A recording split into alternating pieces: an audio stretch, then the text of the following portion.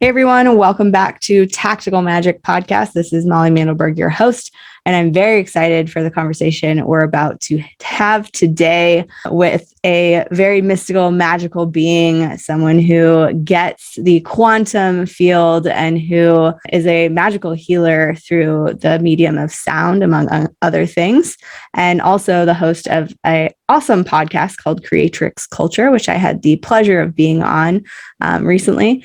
It's not just about mastering technology. It's not just about brand or messaging. It's not just about making more money. It's about showing up in a big way so your people can find you. This is about bringing your most wild and authentic self into the hustle and grind. Welcome to Tactical Magic, a business strategies podcast for the warrior goddess entrepreneur. So SaraWolf Kivilahti. Yes. Is a quantum and sound healer, as well as the host of the podcast Creatrix Culture. Since as far back as she can remember, she has had a calling to help people awaken to their soul's purpose. She started Creatrix Culture back in 2019 to have a platform for people to come to who are spiritually curious to fully awaken. Welcome to the show, SaraWolf. Thank you for having me, and I'm excited to connect with you again. Yes, I'm happy to have you here. So tell us sort of Creatrix Culture. What does it mean? What is it for? Tell us about it. Yeah, so Creatrix is a female creator, just more operating out of the divine feminine space. So it doesn't have to be gender specific. And I was just really inspired to start, at the end of 2019, beginning of 2020, before everything locked down, was just getting groups of people together and start working together in community through workshops and healing, and just start building that way. Through that, I was guided by spirit to start a podcast. And what originally the idea was is after every workshop, I would take one person and bring them into the podcast. And whatever the theme of the workshop was, we were going to podcast about it. But then the entire world shut down. So I just kept the podcast going and just kind of like found different ways to take Creatrix Culture through navigating that, which led me really deeply into sound healing. So that's kind of expanded that whole world of mine. And now I've kind of just like started bringing all of it together. So it's not necessarily anymore that I gather so much in workshops, is that I gather in sound healing, and then the teachings come into whatever I'm led to bring into meditation, into the group for groups, into the sound healing. Awesome. I've been to a lot of transformational workshops. I've been to some sound baths as well. Tell us a little bit about what those workshops are like and what the community is creating together. Yeah. Well, in the beginning, the beginning workshops was every month was going to be a different theme. That was kind of the idea of it. And like for the first workshop that I did under the Creatrix Culture name was shadow work. And because like what I had found on my path was, if you go into manifestation and law of attraction and all the stuff and reading all the books and like, creating vision boards and all the stuff, what I found in it is that if you're not in touch with your shadow side and you don't know anything about it, and you're trying to create this whole like big positive life for yourself, you might come into really big roadblocks because your subconscious will constantly override, all this other stuff that you're trying to do. So that was the initial like thing that I was jumping into really. And I do that work also on the side with people coaching one-on-one is really working on the shadow work now. And so that's kind of where that started, was with the biggest theme of launching the workshop side, was really starting to dig into shadow self. Because I really think still to this day, that's like such an important piece in everything we do, is really healing that, or having a commune with that and really understanding with it and working with it so that you can and really create the life that you want. And these things don't pop up and overtake you and kind of like fully get in your way. You kind of know how to navigate with them as you go forward. And now with what I'm pulling into with the sound baths workshops is, for instance, on equinox, we just did a really big event at this venue. It was so beautiful in the Hollywood Hills. And I didn't know this place existed. And it overlooks, like, you can see like the observatory and this like beautiful mountain. And the lady who built it, she had a near-death experience, and that kind of awakened her. So she built this whole, it's called the Lair, like this big like studio underneath like her, like a deck that comes out from her house, like built into the hills. but she put like crystals in the walls. So it's like so charged with this amazing energy. And I led a big group of people through a 12 chakra inner body chakra activation, which became really powerful. So we spent about like 45 minutes going into the teaching of that and doing the meditation activating of that, and then going into then letting the sound take over the rest of it to open and clear and move and all the things. Sounds so fun. Yeah, it was and to magical. find spaces like that to create in is like really special. Yeah. This place was really powerful and it was so cool. It was really windy that day. So as I felt in the middle of the sound bath, really a lot of energy is coming up in the room to like clearing out. And my bowls just kind of lead me of what I'm meant to do. And all of a sudden, like I felt it. I felt people like really having emotion and energy moving. And then outside, it was really crazy. Like all of a sudden the wind just starts, like, you can hear it like whipping against the space or whatever. And it was just like, you could just feel like all this like crazy energy. It was like, wow, we're really like amping up and moving stuff. It was really cool. So let's dig into shadow work a little bit, because I know people listening to this have probably heard of it. Some of them probably do work like this too. And there's also probably people listening who are like, yeah, I've heard of shadow work, but I'm not really sure. And I think there's actually even probably parts of our subconscious that are designed to like avoid shadow work and not look at that. Because it's uncomfortable and because it's safer to keep it all boxed in. So how would you define the shadow, and what are the reasons, or first off, what are the places we can start to be aware of where our shadow is coming up? I feel like there's now, like through my work with it, there's like different like kind of containers of it in a sense. Like I feel like there's or more like layers. So like there's the practical kind of like everyday layer that you can look at. And then as you keep going and doing your own healing work, you go deeper into some deeper layers within yourself. So I would say like the kind of more surface like layer to begin to start to understand and look at is like basically those triggers that you might have with other people. So let's say, you really can't stand Becky. There's like the minute Becky shows up in your field, you just like your whole body is just like, get Becky away from me. And you don't know why. And you're just like, I don't like Becky. You don't even know Becky, right? Or you do know Becky and you're just like, I just whatever about Becky. She's always, like, let's say just Becky's a really like brash personality, right? And so like, you're just like, I can't stand Becky's brashness. Every time we go out, Becky, she's like, however, really brash to everyone around her and like whatever. So that reaction that you're having to Becky is really a part of yourself, like that you don't want to recognize that like you have a little bit of Becky in you, right? And that you don't want to be like Becky because you have some judgment around it, when that trigger is coming to you and getting a little bit louder because it wants you to look at that part of yourself. And in the integration of that is looking at it and like kind of like in it admitting to yourself, like, wow, I do have that part of myself, but I'm not allowing it to be a part of my expression as a human because I'm just judging it, and learning to integrate it to where are the appropriate places where maybe you need to be a Becky, right? Where you're not speaking up your truth, or you're not like, let's say just for instance, you go out to eat and your food's not good, right? And Becky will always tell the waiter that she hates her food and wants it to be sent back. And you just eat it. And the whole time you're just like not happy, right? And it's just not to your liking and whatever, but you won't pull your Becky in because you're like, oh, it's fine, it's okay. But that little part of you wants you to be Becky.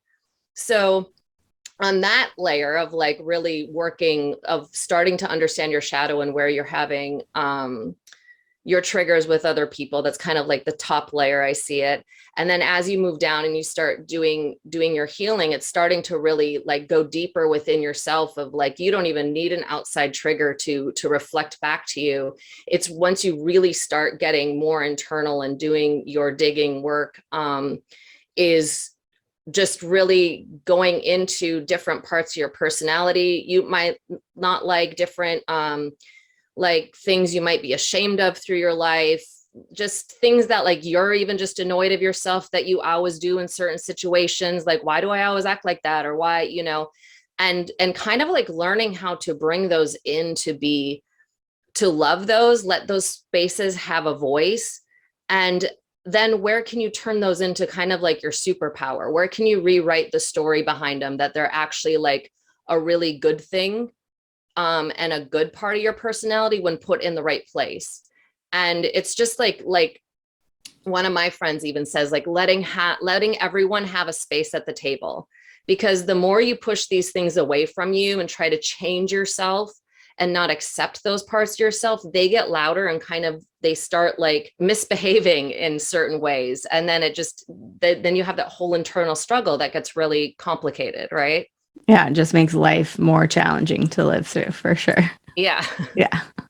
Yeah. So, super valuable, super important. And I think what you said is exactly true, that the places you feel triggered or the places where you notice you're judging other people or where you're judging yourself are usually the gateway. They're the window into what's this piece of me that I need to look at now. Yeah. So I want to bring in that sound bath topic again in relation to this, because, you know, when we think about everything is energy and that even molecules that look like solid matter are simply atoms and electrons and whatever firing at a certain frequency and thus creating this reality. So everything is a vibrational thing. It makes sense that when you sit in a bath of sound at a certain frequency, that you're going to be resonating at a different level, and that reality is slightly different. I'm curious, what's your sort of take on how sound bath or sound healing works and why it sort of pulled you in? So, I mean, this is also like a couple things with it. One being that we're, mostly water. When you vibrate sound to water, like it will make such really beautiful patterns, and it kind of just like resonates out, right? Mm-hmm. So like bringing sound into the body, especially when it comes in the form of like not through a speaker, when it's actually like live sound, like live music or something like a bowl or a gong or something that's going to go deeper, is it's shaking up your molecules. It's shaking up your cells. It's shaking up to kind of the way I envision it now is like it's creating really beautiful like geometric, like sacred geometry patterns within you. Mm-hmm. And I had this whole thought, I think it was like a couple of years ago, of like in like the universe, they say like the beginning of everything is like let's see, light, frequency, vibration, right? So I just had this vision one day that we're all starting out as these really beautiful things, like pieces of sacred geometry that are completely in perfection. And then as we're like pulled into this world, into this container, we don't remember that we came from like light and frequency and vibration and sound and like all that creates the most beautiful pattern. So then we get so like external about needing to see this body as like something like is imperfect, right? Because of all the things we're kind of blasted with, when it's coming into like what our true essence is this like really beautiful piece of sacred geometry. And if we can find our way back to that, we can remember how perfect we are. So that's one side of the sound. With like solfeggio frequencies, in a sense, like the different hertz, they vibrate at such a rate that they pull in the different frequencies to elevate your own bodily frequency. So like 432 is like the universal frequency. There's a conspiracy about that when they tuned all of American music to 440, that is the frequency of anger. So they're blasting out anger frequency, and that's why it's supposed to like kind of rile everybody up. And we've gone away from the frequency that brings you back into harmony. So the bowls that I work with, they are a Tibetan bowl, but they're a different style than your traditional Tibetan bowl, but they do run on solfeggio frequency. So basically what these bowls are doing are going back into your body and bringing you back to like a harmonious frequency. And through that process, though, it can get, some people have like a really hard time sometimes sitting in the bath of it, because these bowls go really, really, really deep into the cells. And I say they just like start rearranging your cells and your DNA and everything. And so it's moving that unharmonized frequencies starting to pull it out of your body. It's just in the process of bringing you back to a harmonized frequency, because we're being blasted so much with unharmonized frequencies really all day long. So the body, it's a little bit jolting for some people in the beginning to go back to that state. I love this. And I love that description of it, and totally the visual aspect of seeing those frequencies as sacred geometry. I'm a big fan of sacred geometry. All my art is sacred geometry and rainbows. And that's the math of it, is the math of the universe. Yeah. So I also want to acknowledge, like, for the average person, this is some far out stuff to be thinking about. How did you find your way to this stuff? I've been on a crazy path, like literally since I was 3 years old, when I was like Christianity, Catholicism, and just right away when I was very young, something didn't resonate with me. So that just put me straight on a spiritual path.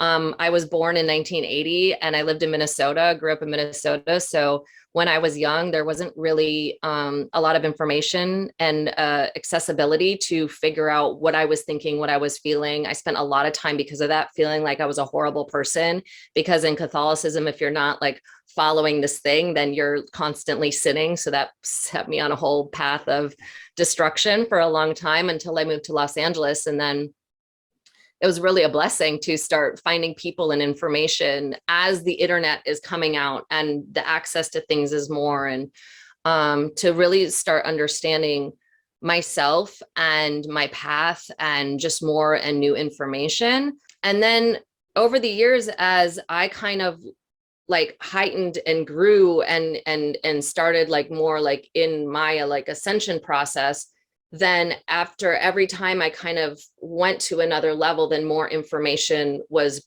brought to me. And a few years ago, I started working with a shaman here local in LA, and she kind of activated me more and brought really higher things onto my path. And that's when I would say this is like 2018, maybe the end of 2017.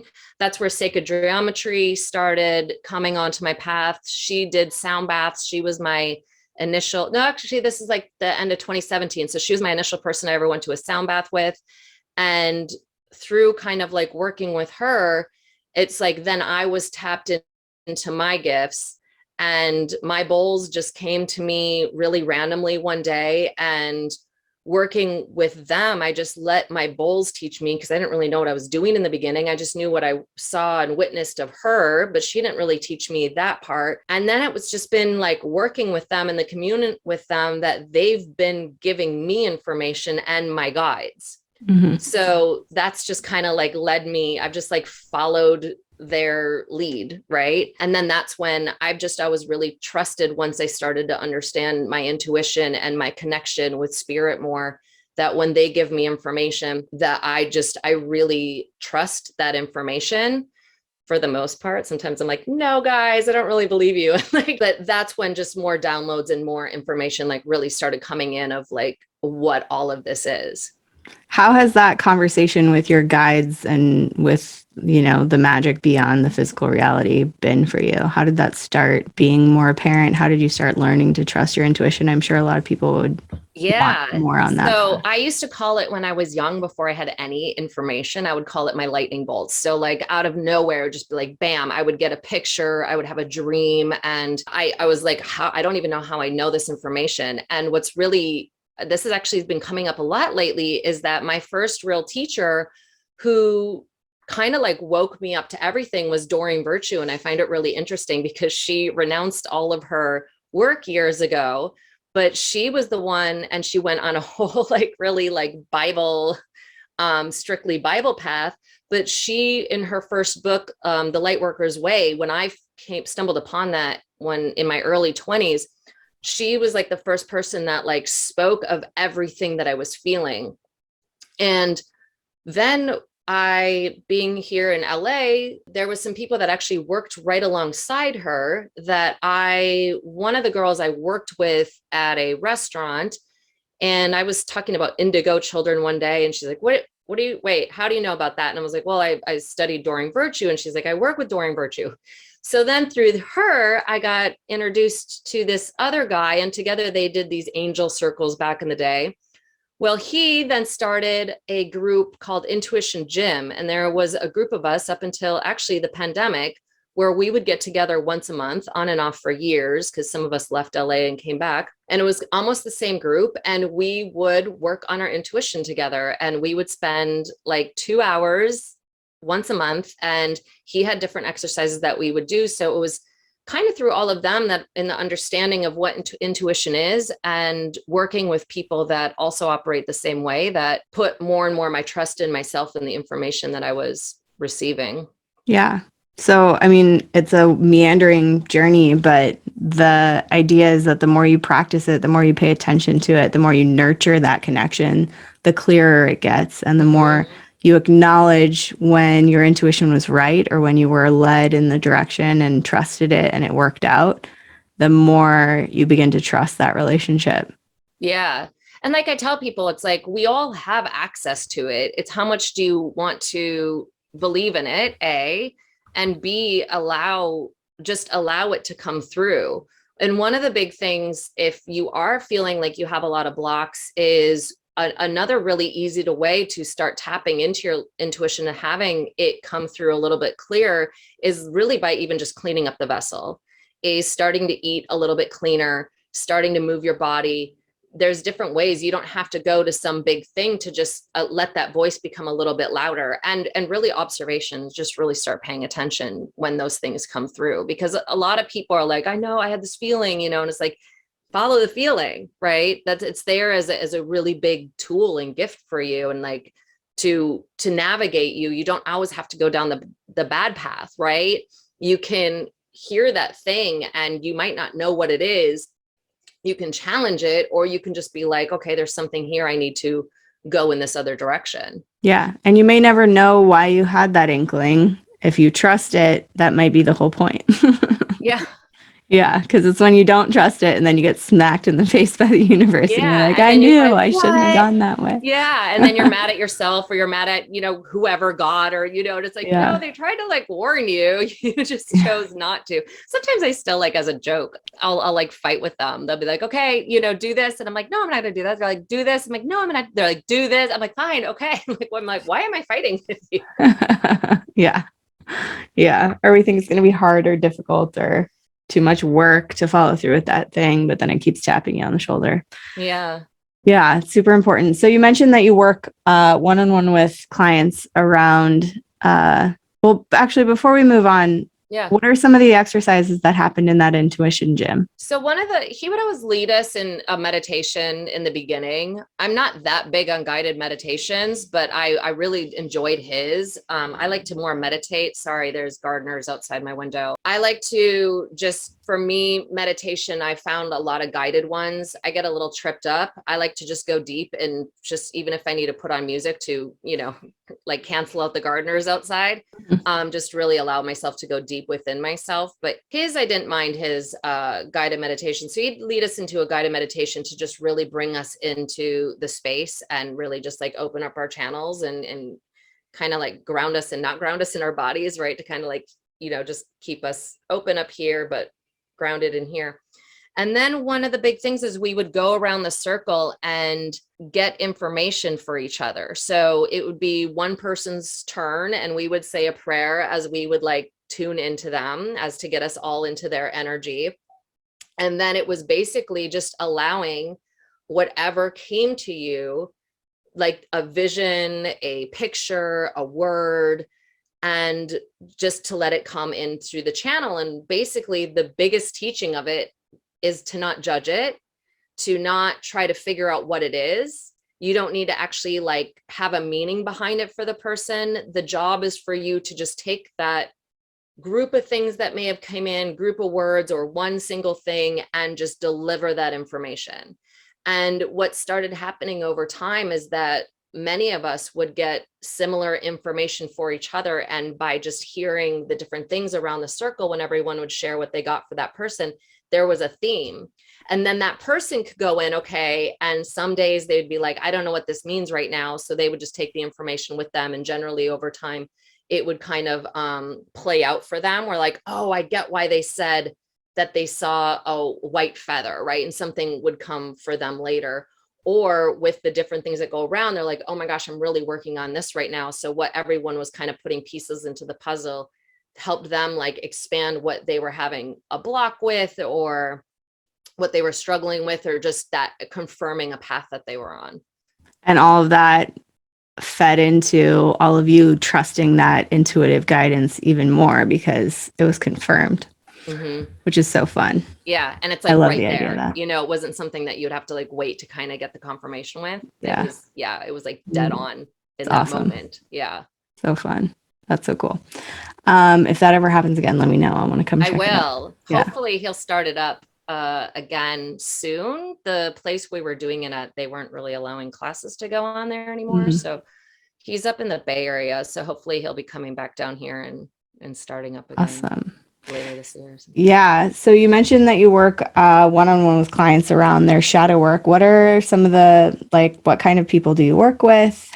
What state are people usually in, or what are they noticing when they decide they're ready to come and work with you? I would say it's 50-50 of people who are just starting out on the path to people that are further on the path. I feel like in the clients I work with on everything of the modalities I do, it's really a little bit of both. Since I was young, it's kind of been one of my things that I've realized is something that happens to me a lot, is I'm a really big person to start people's journeys and giving them direction into like not being their guru ever, like is just kind of starting them out of a path like, oh, you're interested in this, or you are starting to tap into this part of yourself. Let me give you tools and things to help that along. So that's kind of where this shadow work, working with them, that's, to me, it's just like, it's number one, it's everything. And then people that are further along on the path, if they don't really know that part yet, or they're having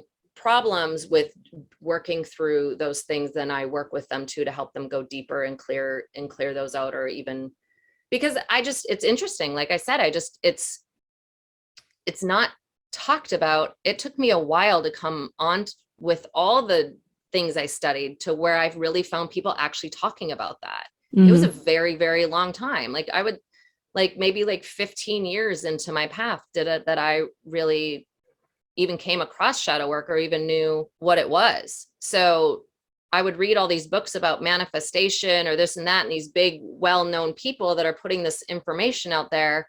And I was like, why isn't this happening? Like, why isn't this working out the way they say it should? And it's just working for everybody, but not for me. And it's like, and then that's when I found like that seed of like, oh, there's this huge piece that's completely missing. So I try to bring that into like everyone that like kind of comes on my path, because it's, to me, it's like kind of like the foundation of your journey in your path in the spiritual work. Totally. Yeah. It's a very important component, and it's a blind spot. And I just recorded an episode for this show yesterday, which probably went out last week for anybody who listens every week, where we were talking about a similar thing, the subconscious mind, and how there's the resistance in there can stop the manifestation. And when we're willing to look at that resistance and move through it, which is also looking at the shadow and working on it, that and it's kind of like, oh, sorry. Yeah. Go ahead. That's the blind spot. Kind of something like that. Like even when you are working on it, though, it's not just like you do a few shadow works and you're good. It's like, This is like it keeps going. Like I just had something come up 2 weeks ago that around the word value, and for me, where I just like that day, what I was working on and like talking about the friend, all of a sudden like we just like said the word value, and it hit this really deep part in me. And all of a sudden I was just bawling my eyes out. And this was such a blind spot that I knew was there, but I couldn't find what it was. And I was working with different healers and I was doing all these things. And I'm like, I just know there's a block and I don't know what this is. And this is for a while. And I've done the shadow, like I've done all this stuff. And it's so funny because sometimes it's kind of like divine timing in a sense, right? Or you need to break off other layers to even get to even more of a deeper seed. And when I came to this part of myself, like I was a puddle, like I was like really just a mess. And I had of like a this is your life moment where I was seeing all these places that I didn't fully value myself, and how these unhealthy relationships came across my path, either romantically or friendship or business or anything, because of a little aspect of value, and how that was playing out in my life. And like I cried for like 3 days. And I called one of my girlfriends, because I really do in this work, I encourage people to source out. Like we really don't have to do this alone. And even if you are like a healer, we should also always remember to like help get assistance in being healed and helping people, because they can see things that we can't see sometimes. And I called one of my girlfriends and I'm like, I don't know, I need a tool right now. like, cause I was just so in the depths of my own, I can't even see straight because the pain that was bubbling up was so great. And she just like helped me move some energy, and my whole body, like as I was talking to her, like just started vibrating. And it was just some really deep trauma that started really coming out of my system. It was a lot. And then once we moved it, I just like, I got really cold after that. And then I was like, okay. I was like, wow. But I was like surprised that it was something, because I do so much work, that something could still come up and be so powerful and overtake. But that's because you are doing the work, that those layers can come off and the next thing can come out. And I just want to acknowledge that you gave the emotion or the feeling or the thing that was moving the time and space, the energy that it needed to be moved. And then, like you said, resourcing yourself with somebody, asking for support, saying, hey, I'm in the middle of it. Can I get a tool, please? Like, help, I need a tool. Give me a tool. And that is such a powerful thing to do, especially not just as a human being, but as a leader and somebody who is helping others to walk your talk in that way and actually get support when you need it is huge. And I've been doing a lot of that myself lately too. Yeah, because I think like for us, when, you know, like, yeah, you're taking more of like a leadership role in all of this, is like I've seen other people not want to show that vulnerability because now they're the teacher, they're the person. But then I've seen some really unhealthy stuff start coming out, right? And I'll say to them, like, you need to find, and they'll be like, I don't know anyone that's on my level. I'm like, you need to go find someone then that you feel that you can help work through this, because it's a never ending process. You don't get to a point, maybe some guru somewhere that I haven't met, but it's like, we talk a lot about like the fallen teacher in a sense, you know, like some scandal will come out, you know what I mean? It's like, cause like, we're not recognizing we still are human on this earth, and we all have a shadow. No matter how far you get, there's still parts of yourself that are going to come up. Yeah, totally. And I think that's why we're still in bodies to do that work.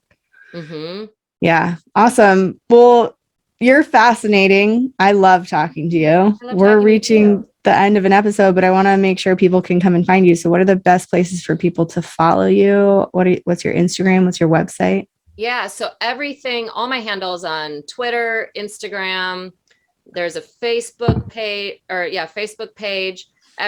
TikTok, everything is Creatrix Culture, Creatrix Culture. And then, or you can go to my website, Creatrix Culture. You can do .love or .com, and they'll both get you to the right place. And awesome. I do work with people online, and I do things here in Los Angeles, and now everything that's opening up, we're expanding again. So there's going to be stuff happening around town a lot more than there was. Great. Yeah. So definitely go follow Creatrix Culture on all those platforms, and we'll put that link for you guys in the show notes. And yeah, any last words of wisdom you want to leave people with? Just trust. It's kind of the word of the week.